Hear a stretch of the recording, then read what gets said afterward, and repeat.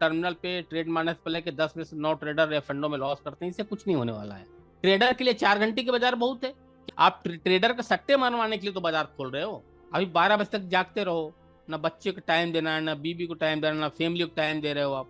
कब आप आर&डी करोगे, कब स्टॉक्स निकालोगे, कब उसको स्क्रीन करोगे, कब आप पढ़ाई करोगे? तभी चल राकेश झुनझुनवाला दमानी बने हैं। आज कौन साला 20 साल से, हमें बता दो 20 साल से कोई राकेश झुनझुनवाला दमानी बना है?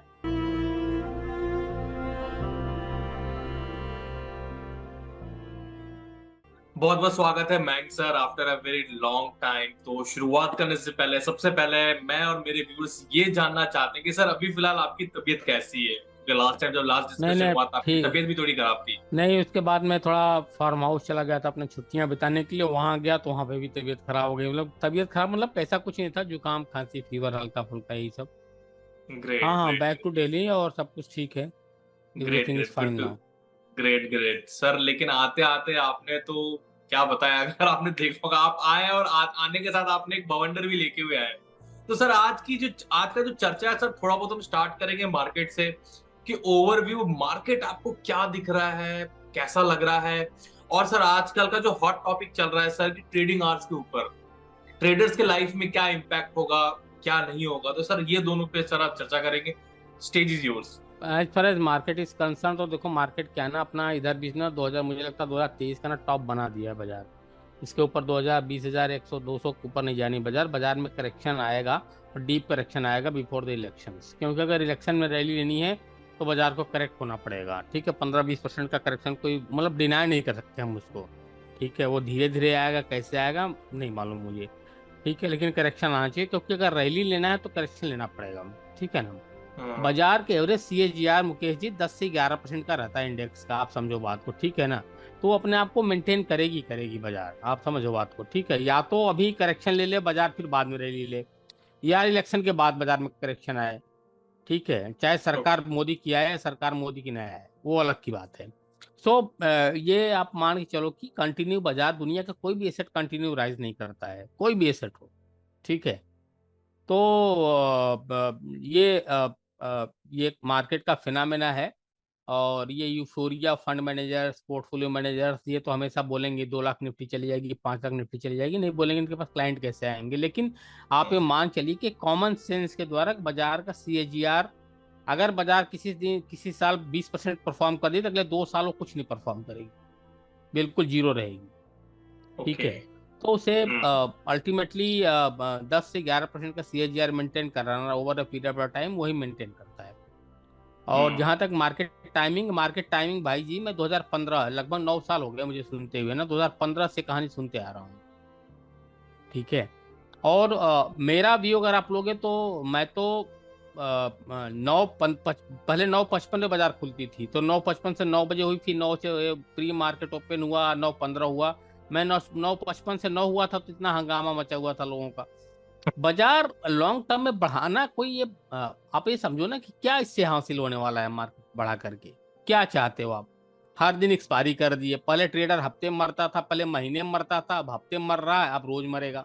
जो ग्रेटर क्लास में कोठी लेके बैठा हुआ है, जिसके पास बिलियंस मिलियंस डॉलर बने हुए हैं, उनके पास करोड़ 2 करोड़ 4 करोड़ चले गए तो कोई दिक्कत नहीं। दिक्कत तो रिटेलर के पास है। उनको फाइनेंशियल लिटरेसी प्रोवाइड करने की जगह, इन्वेस्टिंग की जगह आप ये सट्टे मरवा रहे हो रोज ऑप्शन का एक्सपायरी करके। 2-2 लाख रुपए, 1-1 लाख रुपए लेके आते हैं इधर उधर से, कहीं बीवी से चोरी करके लाएंगे, कभी बेटे से लाएंगे, कभी बेटा बीवी से चोरी करके ला रहा है, कभी माँ बाप। यही दिन भर ऑप्शन में सट्टे मारते हैं। उनको सबको मरना है, दुनिया जानती है, एससी को भी पता है। ये सिर्फ लिख देने से कि टर्मिनल पे ट्रेड मारने से पहले कि 10 में से 9 ट्रेडर एफ&ओ में लॉस करते हैं, इससे कुछ नहीं होने वाला है। This is actual hypocrisy. आप समझ रहे हो बात हम्म। को? ये हम्म। एक्सचेंज का हिपोक्रेसी है। एक तरफ आप रोज एक्सपायरी लेके आ गए हो, रोज मर रहे हैं लोग। ठीक है, और ऊपर से आप लिख टैब में लिख के आ रहे हो कि 10 में से 9 लोग मरते हैं। तो दूसरा टाइमिंग आप एक्सटेंड कर रहे हो। टाइम एक्सटेंड करके आपको क्या मिल जाएगा ये बताओ आप? पूरी दुनिया में 5-6 घंटे की बाजार होती है। अगर आपको अमेरिका को ही कैटर करना है तो दिन में बाजार बंद कर दो ना, फिर 7 बजे आप ही खोलो, 7 से 12 चलाओ शाम को, क्या दिक्कत है? कोई दिक्कत हम्म। नहीं है। दिन में आदमी सोएगा और काम करेगा, शाम को ट्रेडिंग करेगा। बंद कर दो दिन की बाजार, क्या करना है आपको? अगर ज्यादा दिक्कत हो तो निफ्टी को आप ग्लोबेक्स पे डाल दो ना, 24 घंटा निफ्टी ट्रेड होता रहे, जैसे डाउ ग्लोबेक्स पे ट्रेड होते रहता। यूएस मार्केट की रियल मार्केट थोड़ी ना 24 घंटे ट्रेड होती है, ग्लोबेक्स पे ट्रेड होता है आपका डाउ और एसएनपी। आप भी डाल दो ग्लोबेक्स पे हम्म निफ्टी को। गिफ्ट निफ्टी लेके आयो, किस लिए लेके आयो गिफ्ट निफ्टी? आप सिंगापुर से यहाँ ले आए उठा के गुजरात में, किस लिए लाए हो भाई? कुछ सिस्टम इन लोगों का समझ में आ नहीं रहा है। और कैश 3:30 बजे सेटल कर लेंगे, ऑप्शन खुला रहेगा। ऑप्शन का सेटलमेंट बिना कैश कैसे होगा? कुछ मेरे को कुछ हजम नहीं हो रहा है। और पहली चीज, दूसरी चीज के बाजार को इंडेक्स को चलो ठीक है, ऑप्शंस को तो खोलने का कोई मतलब नहीं बनता है ना। ऑप्शंस खोलो, आपने स्टॉक्स खोलो। निफ्टी ट्रेड हो रही है, सिंगापुर इससे ट्रेड हो रही है, इसे भी ट्रेड होती रहेगी।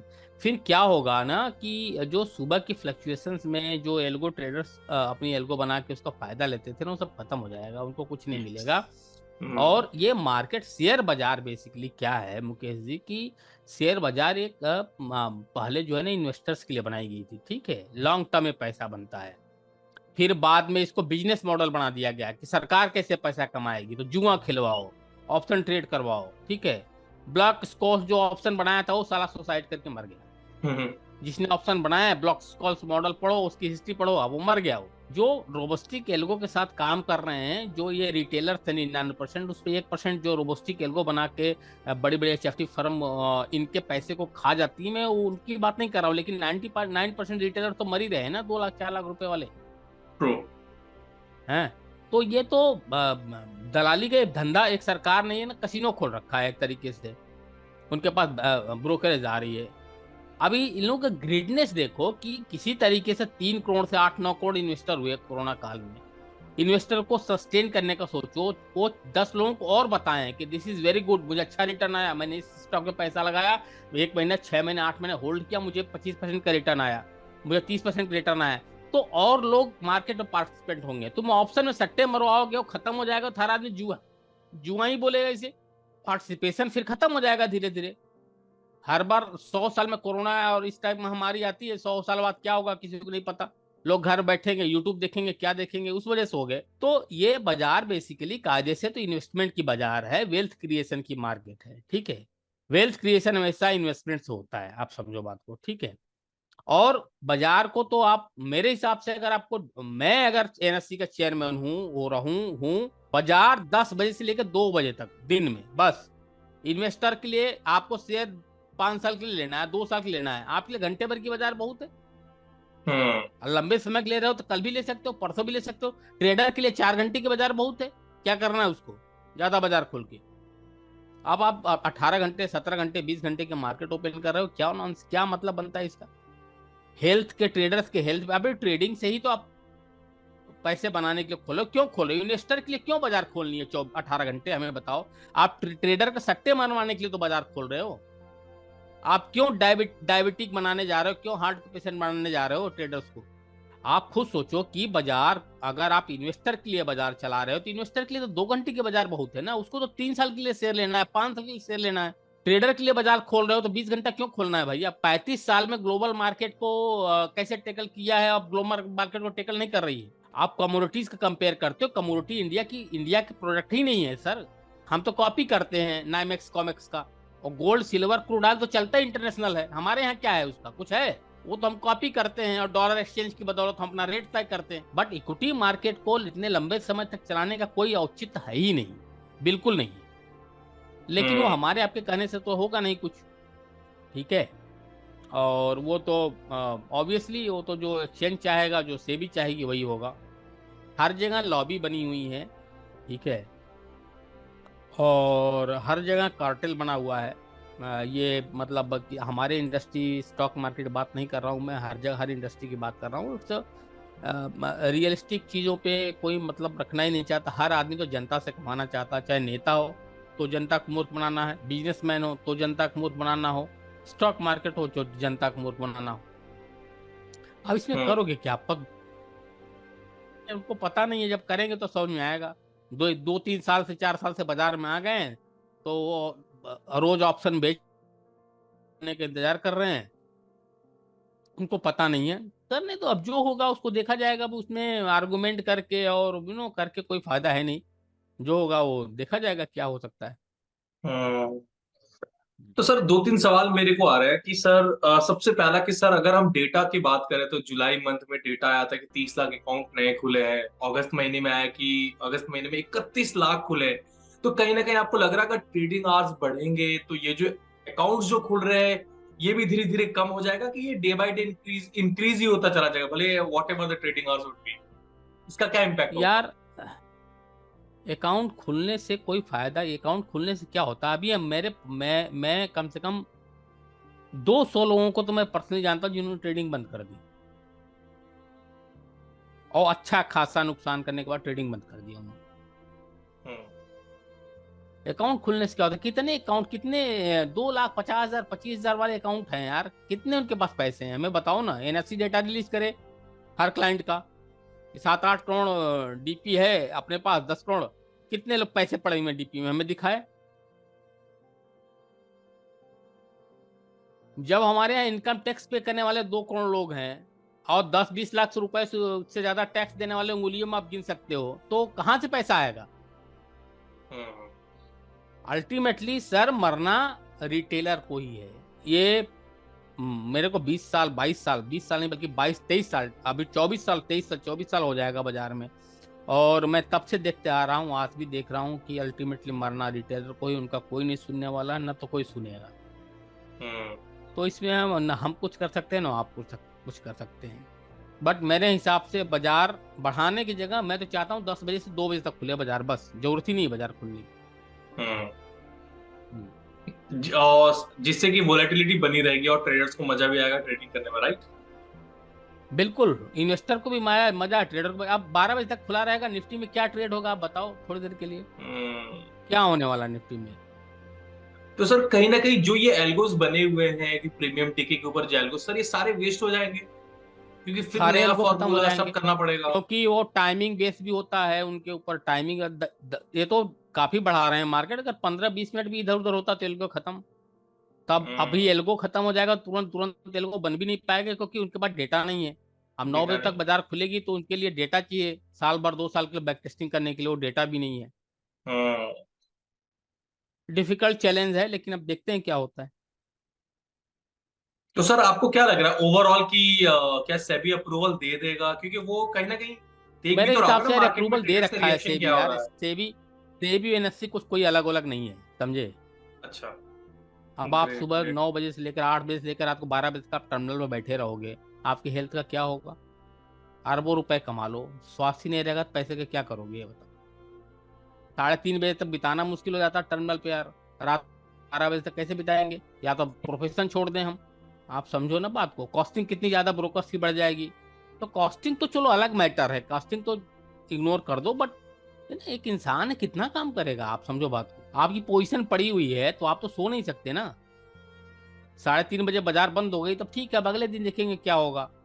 अभी 12 बजे तक जागते रहो, ना बच्चे को टाइम देना है, ना बीबी को टाइम देना, ना फैमिली को टाइम दे रहे हो आप। तो ये बीच सब में कहानी है, अब जो होगा अब देखा जाएगा, अब क्या कर सकते हैं। नहीं नहीं सर, बहुत ही गंभीर टॉपिक है और ये आई डोंट नो सर, वैसे कोई अनुमान की कब तक ये बाय मतलब इस महीने तक इस ये रूल फाइनेंशियल ईयर रेगुलेशन से, लागू हो जाएगा? इस फाइनेंशियल ईयर से बोले स्टार्ट कर देंगे वो, मतलब ने 24 वाले फाइनेंशियल ईयर से। हम्म। ठीक है ठीक है। शाम को आप एनालिसिस कब करोगे आप ये बताओ? शाम को 3:30 बजे बाजार बंद हो जाती है, एक आध यस। घंटे आधे घंटे ऑफिस में रहते हो, फिर घर आते हो, रेस्ट करते हो, चाय और ब्रेकफास्ट ब्रंच वगैरह, चाय ब्रेकफास्ट करते हो, एक आध घंटे आराम करते हो, जॉगिंग जाते हो, जिम जाते हो, 7-7:30 बजे कंप्यूटर पर बैठते हो, अपने लैपटॉप बैठते हो, घंटे 2 घंटे चार्ट की एनालिसिस करते हो, वो कब करोगे आप? बहुत मुश्किल हो जाएगा सर। कोई बहुत। फंडामेंटल इन्वेस्टर है, बड़े बड़े पोर्टफोलियो मैनेजर्स हैं, जो भी हैं, वो डेली एनालिसिस करते हैं, शाम को बाजार बंद होने वाले उनके रिसर्च एनालिस्ट होते हैं, सबको ही होता है। वो कब करेंगे एनालिसिस भाई? उनके पास कब टाइम मिलेगा बताओ आप? हम्म। कब आप R&D करोगे? कब स्टॉक्स निकालोगे? कब उसको स्क्रीन करोगे? कब आप पढ़ाई करोगे? कब आप अपने लिए टाइम निकालोगे? है ना, हेल्थ। आप खुद एनालिसिस कब करोगे आप ये बताओ हमें? जब बाजार आपका 12 बजे तक खुलेगी, अभी 9 बजे तक खुलेगी, कब एनालिसिस करोगे आप? हम्म? सर वक्त ही नहीं है, वो ड्यूरिंग द मार्केट ही जो होगा वक्त नहीं है। एनालिसिस होगा। कब पढ़ाई को, बुक्स कब स्टडी करोगे आप? कब किताबें पढ़ोगे? कब अपने लिए समय निकालोगे? कब योगा करोगे?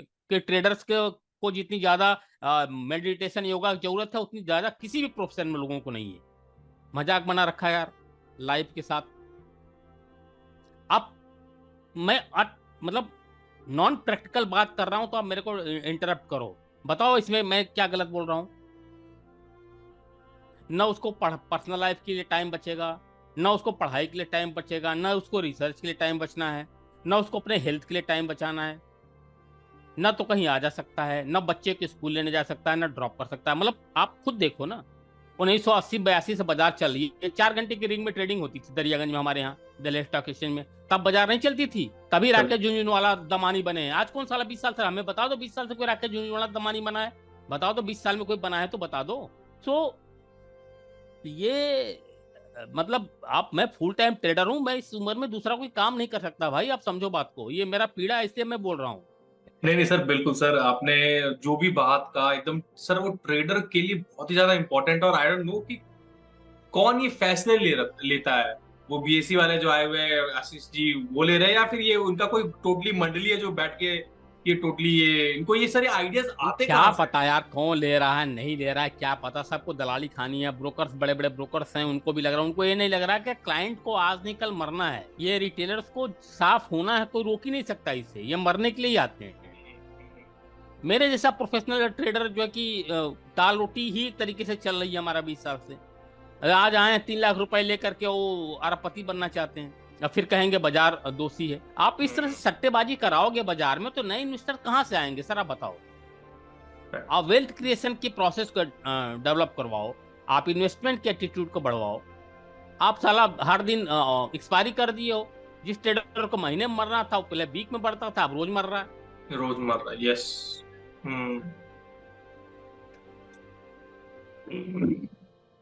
भाई आप चंद एक आप खुद टर्मिनल पे फ्लैश करवा रहे हो, 10 में 9 लोग मर रहे हैं, तो एक ही लोग तो कमा रहा है ना। 9 लोग मर रहे हैं तो 9 लोग 90% लोग मर रहे हैं ना।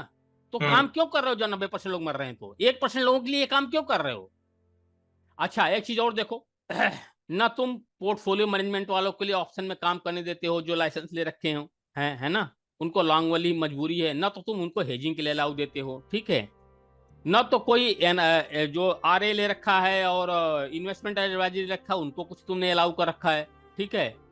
म्यूचुअल फंड वाले थोड़ा बहुत शायद काम कर सकते हैं, तो ऑप्शन प्रोडक्ट लाए क्यों भैया, हमें बताओ।